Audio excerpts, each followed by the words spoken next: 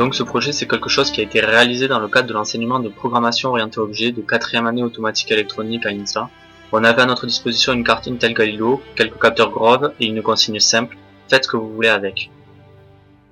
Le sujet est venu assez simplement. Dès le début, on voulait faire quelque chose d'assez ludique, pas forcément de très utile, mais d'intéressant autant à créer qu'à utiliser. Et en ce sens, l'idée d'un jeu vidéo ou d'une version simplifiée de jeu vidéo tombait sous le sens.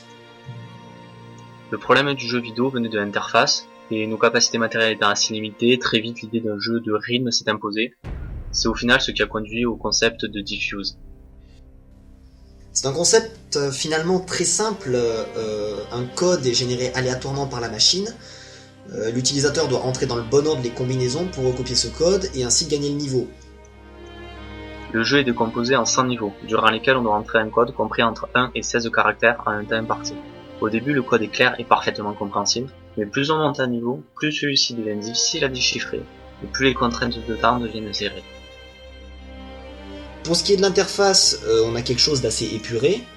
On démarre le jeu sur un écran de bienvenue sur lequel il est possible de lancer une partie, et si le joueur perd, il est directement reconduit au même écran titre, ce qui rend le challenge pour compléter les 100 niveaux assez corsé. Malgré tout, pour ne pas avoir à finir le jeu d'une seule traite, il est possible de le mettre en pause via le bouton Start, ce qui s'avère particulièrement appréciable. Il y a également une gestion assez poussée du son, à savoir qu'on utilise un buzzer qui est capable d'émettre une mélodie plus ou moins complexe. Initialement, on s'en servait uniquement pour marquer les points clés du jeu, victoire, défaite, etc. Et ça nous satisfaisait pas pleinement, et du coup on a ajouté un mode jukebox qui est aussi accessible depuis le menu principal.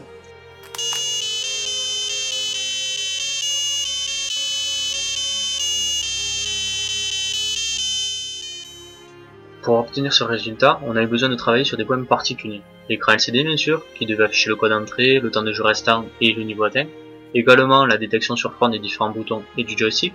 Et pour finir, la gestion du buzzer qui en l'état est capable d'émettre une mélodie si on lui en donne les grandes lignes.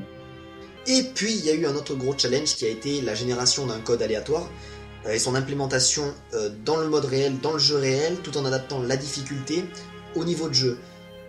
Au final, l'appareil est assez rudimentaire, il faut rester franc, mais ça a été très intéressant de travailler là-dessus et on a pris beaucoup de plaisir à pouvoir travailler sur un projet pour le coup vraiment personnel.